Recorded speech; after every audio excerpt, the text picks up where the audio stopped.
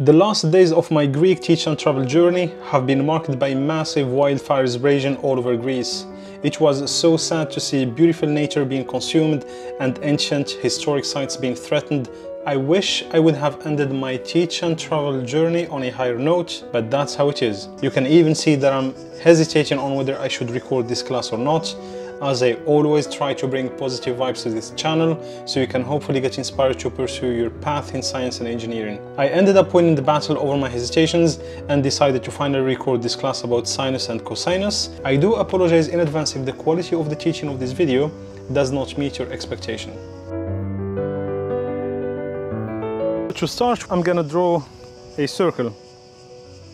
Call it the trigonometric circle. Before we start talking about sinus, cosinus, we need first to understand angles. If I tell you, I am here, I am physically located here. Think of me as a little ant. Did you watch Ant-Man? Yeah, so I'm here. I'm a little ant located here, and they start from here. And I will head what we call anti-clockwise, so the clock turns like this, right? So if this is a clock, the clock turns like this. I'm gonna head the positive reference of the angles is the anti-clockwise. If I'm located here, and let's say 5 minutes later, I'm located here. What is the angle of rotation that I did? 90 degrees. If I go here, 90 multiplied by 2 is 180. You guessed it, if I make a full turn, I come back to 360 degrees. But at the same time, I told you that because I'm starting from here, it's also 0 degrees. So 360 degrees and 0 degrees is the same thing. I made a full rotation and they came back to the same point. This one here is 270 degrees. It's simply 3 times 90. 3 multiplied by 9 is 27, okay? You can continue the same thing if I do only, you see here I did a quarter of rotation. What is half of quarter? Well, it's 45 degrees. Because 90 divided by 2, it's 45, right? Now here is the thing. Last time we saw an XY axis. Don't you see an XY axis here? This is Y axis and this is X axis. I'm starting to build a triangle and we'll go to it slowly. I'm gonna simply draw a straight line from here to here. In fact, no matter where this point is, even if this point is here, if I draw a straight line, I'm gonna form a 90 degrees. If I'm positioned here, where is my angle? My angle becomes this one. Let's call it theta. You see this line here? This is like my vector. Project one portion here on the y-axis, project here on the x-axis. If you want to calculate this, the length of this one is the following. Cosinus theta, it's equal to this portion here, let's call it A, divided by this one here. And this one, let's call it V like vector, divided by V. In this case is a square. It could be a rectangle, but who cares? Let's look at the angles. A square or rectangle has 4 angles. One here, one here, one here, and one here. These 2 angles are exactly equal. The remaining 2 angles that you have here are split with this line. Therefore, the angle you see here is the angle on the other side. All right, and the angle you see here, this one, let's call it alpha prime, is this one. If you want to measure this portion, called B, then you say sinus theta, it's equal to B divided by the length V. Want to know practical use of this one? Well, simply replace V by S, replace B by Q, and replace A by P. This is the active power, the electric active power. When you buy an oven, it says 2000 watts, is this one, P. S is the apparent power. The apparent power, we know it's equal to the voltage multiplied by the current. So S is equal to V multiplied by I. P, we don't know, it's the active power we're looking for. Therefore, the active power P is equal to VI multiplied by cos theta.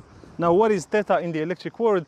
Is the phasing, is the angle between the voltage and the current, because when you draw voltage and current, you have the voltage doing like this, and the current could be late. This delay here, that is theta. It's the phase between the voltage and the current. If my angle is equal to 0, so I'm located here, my projection on this is equal to 1. So I have -1, and here I have -1, sorry. my circle has disappeared because the whole board fell apart.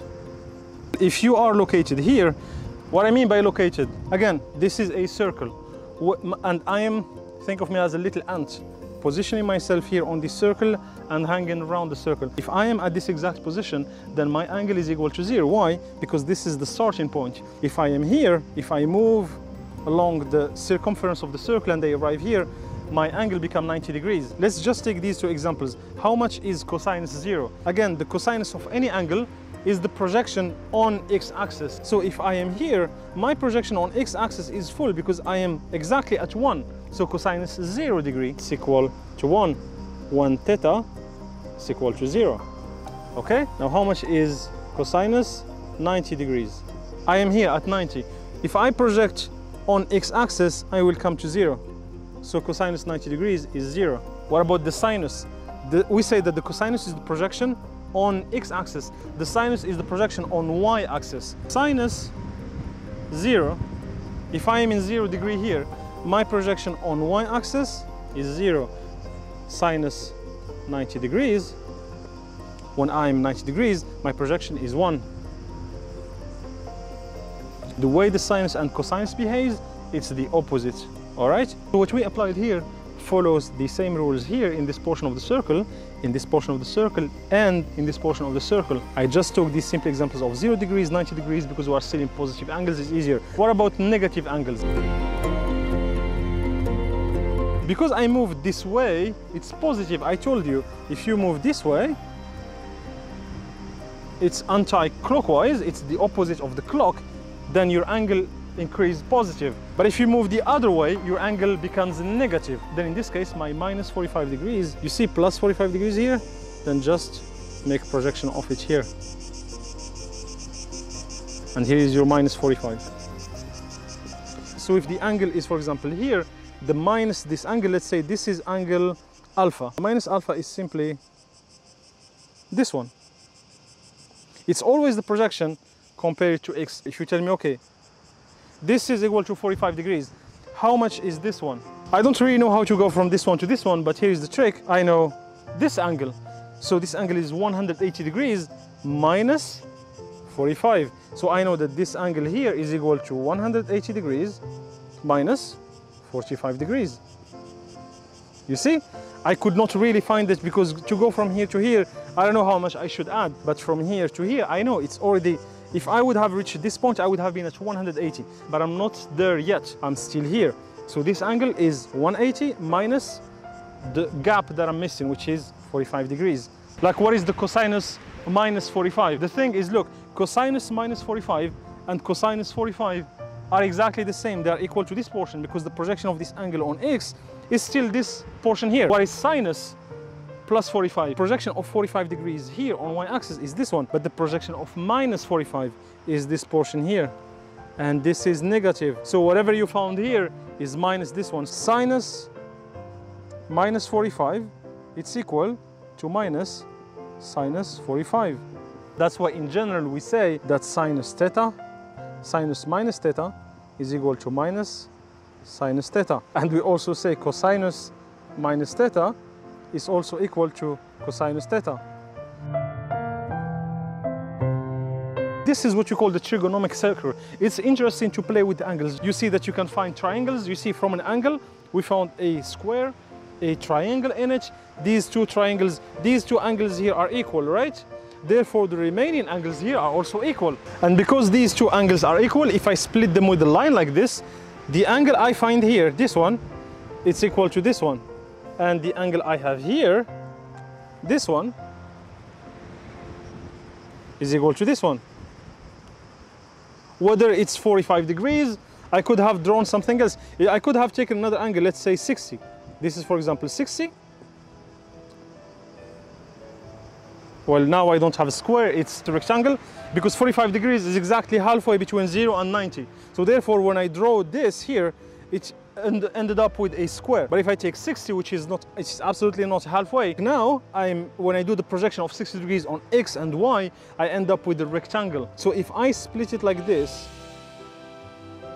you see, if I take like this, the angle here, the angle I have here it's equal to the angle here, not this one. And this angle here is equal to this one.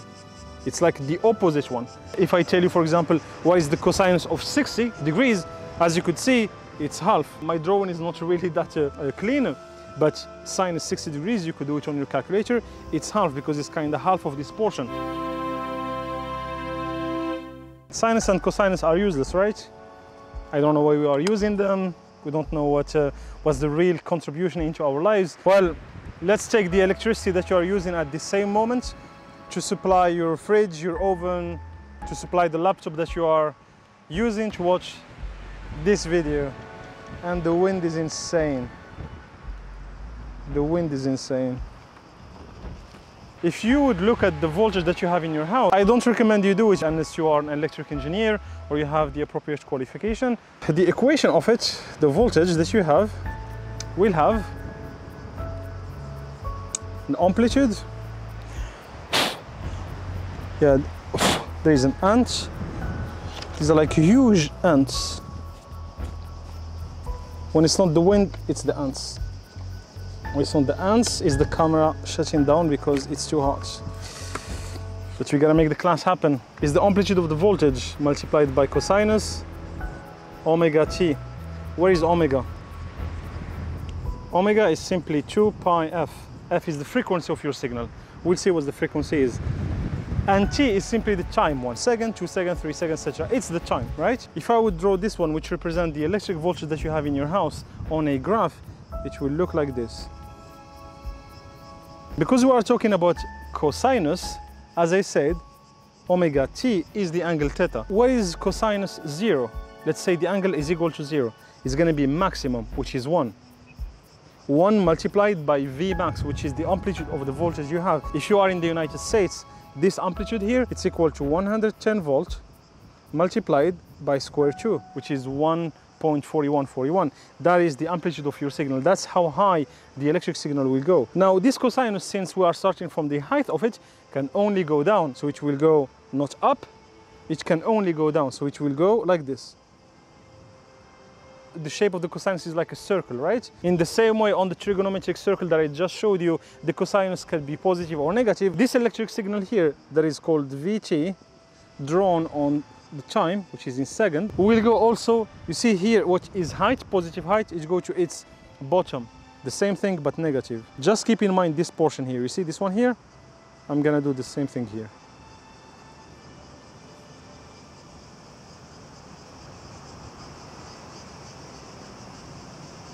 Okay, and approximately speaking, let's say that this one is equal to minus, this is V max, the top of the voltage, this is minus V max, which is equal to minus 110 volts multiplied by square 2. This duration that you see here, you remember the cosinus, it goes to 90 degrees, 180 degrees, 270 degrees, and then comes back to 360.